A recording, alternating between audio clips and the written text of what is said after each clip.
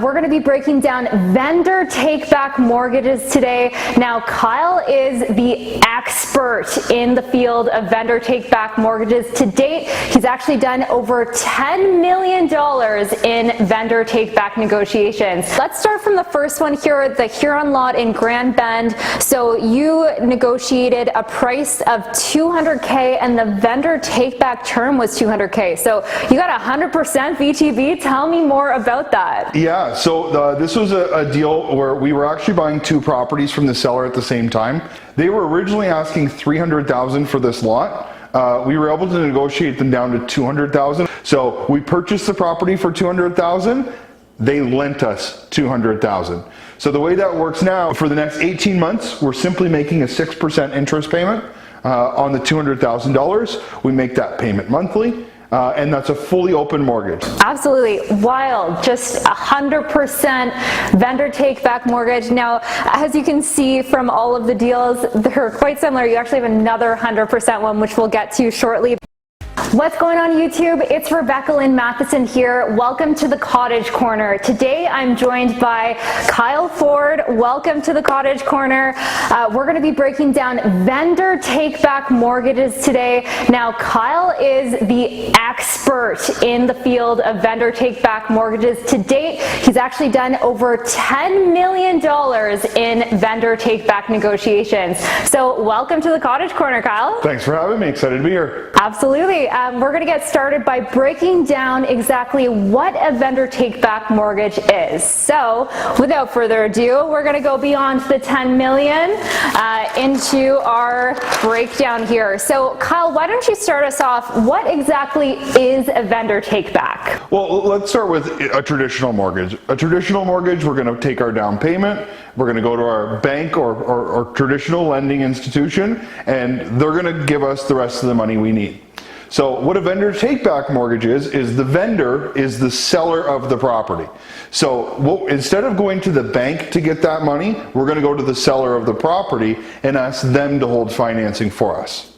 So that's high level what a VTB is. Got it. Okay. Now, specifically, how does that work? So the seller's holding on to that money and they're basically acting like the bank. So how does that actually work? Yeah. So it can be a little bit awkward at first to say, hey, I'm going to buy your property, but I want you to lend me back the money. But there can be a lot of advantages to people, including tax advantages, monthly interest payments, and sometimes people aren't, the number one thing they're looking for isn't the highest price. They're looking for terms. So how does it work?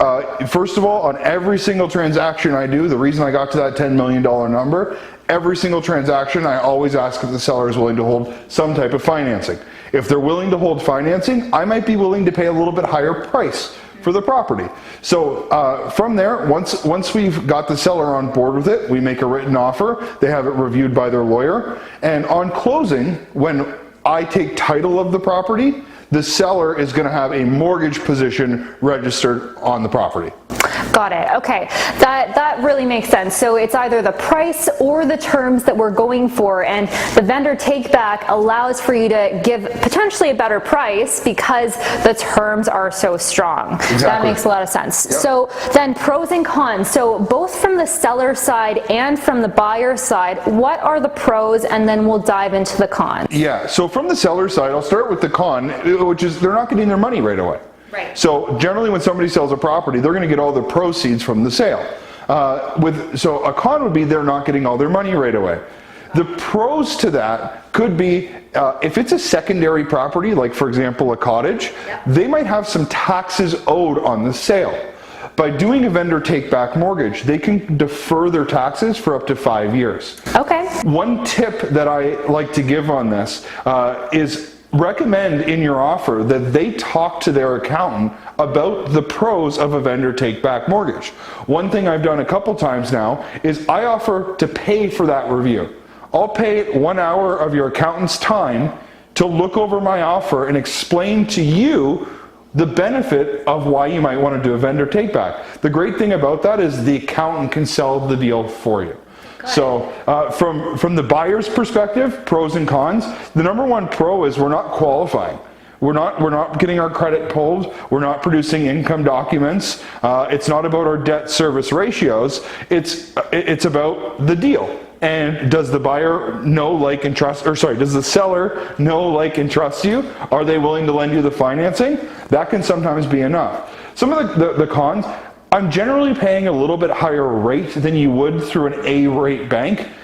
In today's times, you can get an interest rate under 2% if you qualify. Yep. So most of my VTB terms are around the 4 to 6% range. So paying a little bit higher rate, but the terms are worth it for me. Sometimes I'm also could be paying a little bit higher price for the property. But as long as my numbers make sense and that's built into my model, I don't mind paying a little bit higher price if I'm getting the terms I like. That makes sense. So again, we're back to the price and terms in any real estate negotiation. That's what we're looking at. And from both the seller and the buyer's perspective, there are certainly pros and cons. And I really like that tip about going to the accountant and having that numbers breakdown for the seller to actually understand the full benefits for them in that negotiation. So last one is just, how do you actually set one up? Yeah, so one tip I'll give around this, how do I set one up, is sometimes you need to get the realtor out of the way.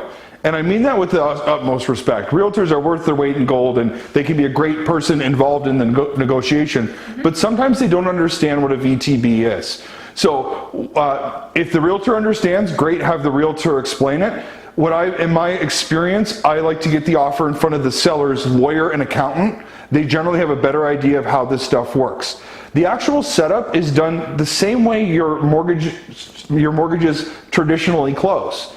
You're going to go to the lawyer's going to be instructed, and on closing, instead of going to get the funds from a bank, the lawyer is just going to change title, and whatever the VTB amount is, they're going to register that back. So don't get too caught up in the nitty gritty. If you can negotiate the deal and get the seller on board with it, the lawyer is going to take care of this on closing. Got it. Now, what are the ramifications or things that can happen? Like, what happens if you set up a negotiation and it goes wrong, as in the buyer is now unable to fulfill the commitments of the vendor take-back? What kind of fail-safes are there for the seller? So the seller is the bank. So just like if you can't make your payments to the bank, the seller is going to be secured in first or second position, depending on what you negotiated, and they have the same rights that a bank does. They have to issue a notice, they have to put you into power of sale, and eventually if you're unable to get caught up, they're able to force the sale of the property to either recoup their investment, or they could buy the property or take the property back from you. So they're, once again, from a pro's perspective for the seller, they've secured their money against a property they already know.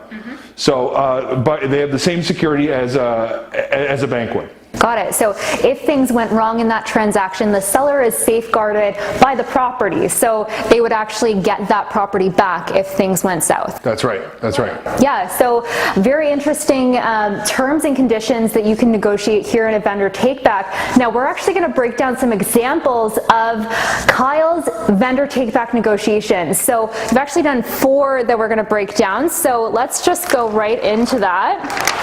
So let's start from the first one here, the Huron lot in Grand Bend. So you negotiated a price of $200K and the vendor take-back term was $200K. So you got 100% VTB. Tell me more about that. Yeah, so this was a deal where we were actually buying 2 properties from the seller at the same time.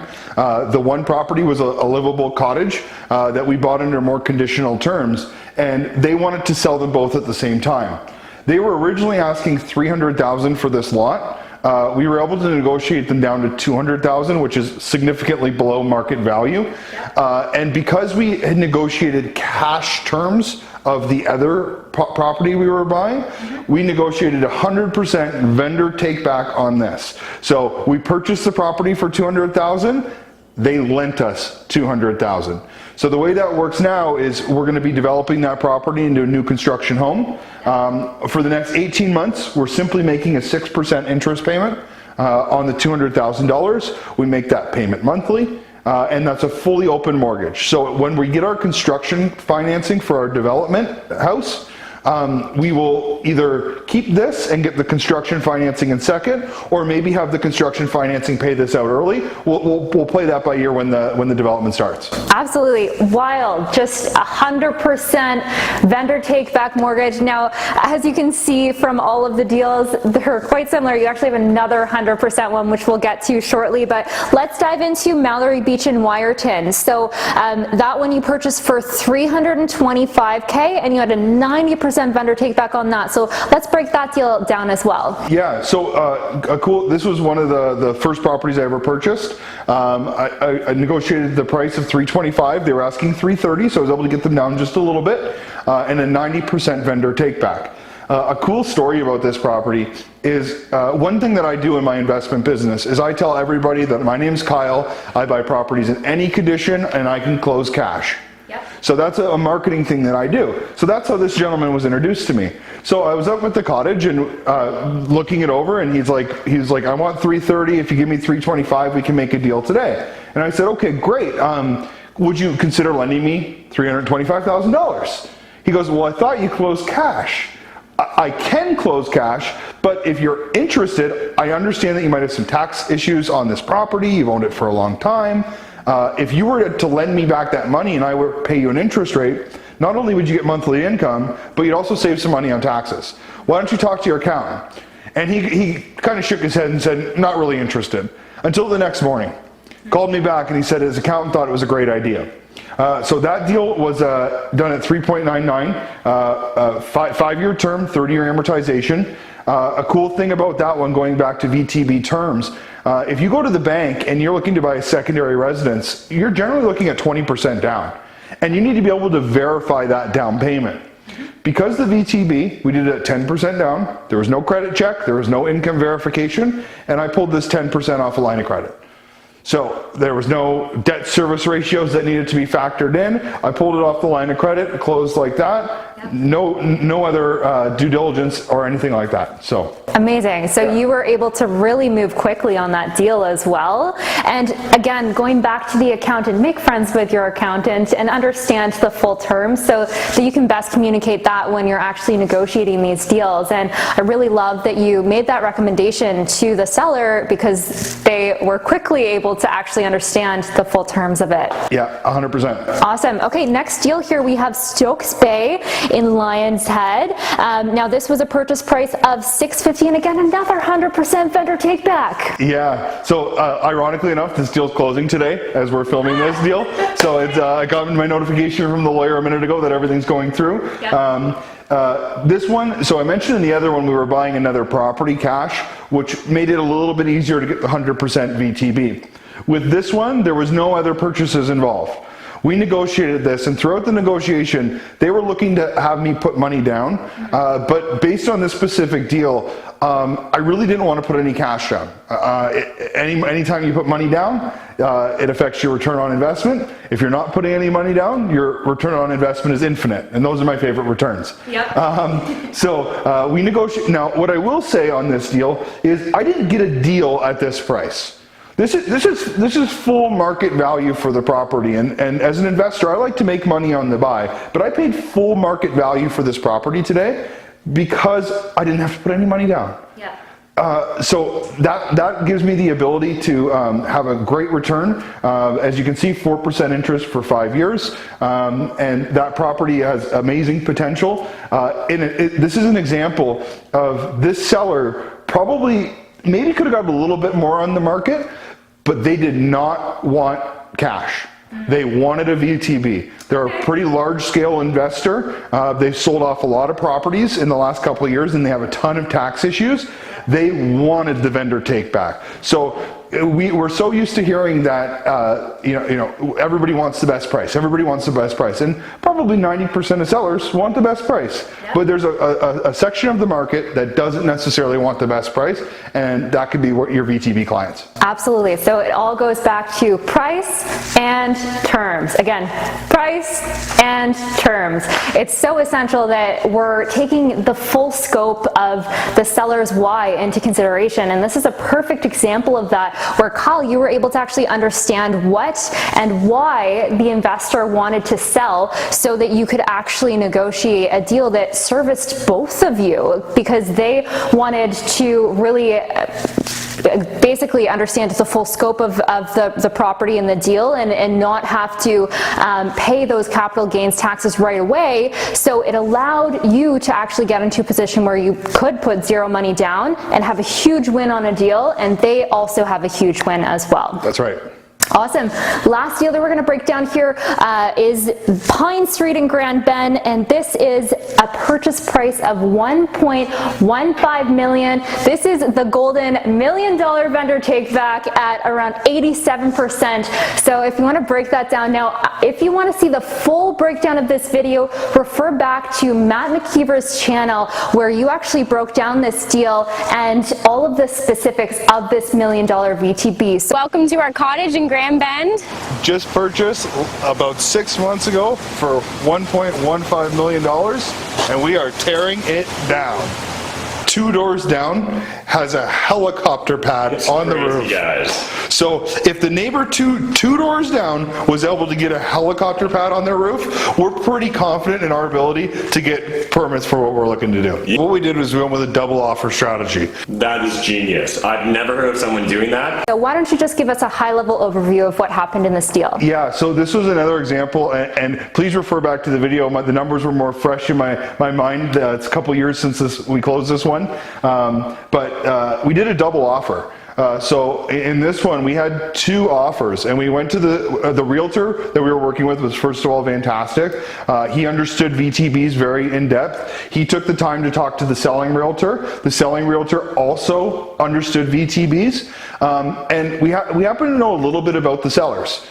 We happen to know that they were, a fairly affluent family.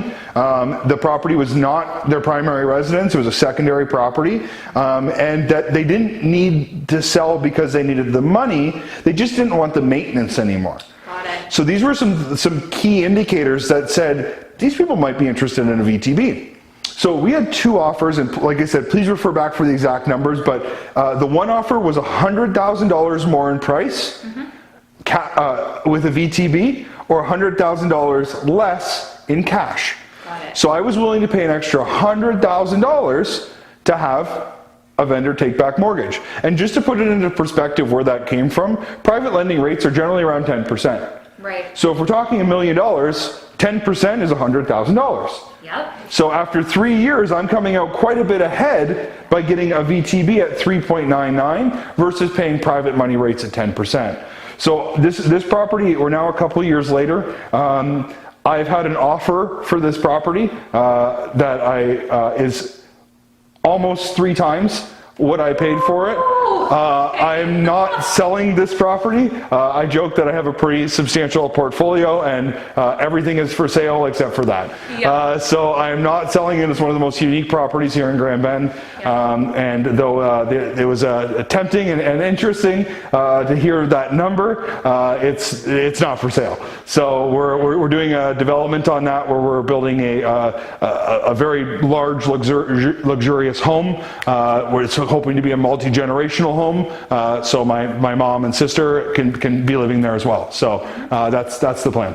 Now that would be a return on your investment right there. That's But It sounds like that property really has a soft spot in your heart, and sometimes, again, the price point isn't worth it when you have that kind of goal from the property. So that is a fantastic outcome on that deal. Yep. And on all of these deals, you can absolutely negotiate vendor take-backs and have it be a win-win for all parties. And these deals are a perfect example of that, where you've gone in, understood the seller's why, and also serviced your goals along the way. So thank you, Kyle, for joining us today on Cottage Corner, where we break down vendor take-back mortgages.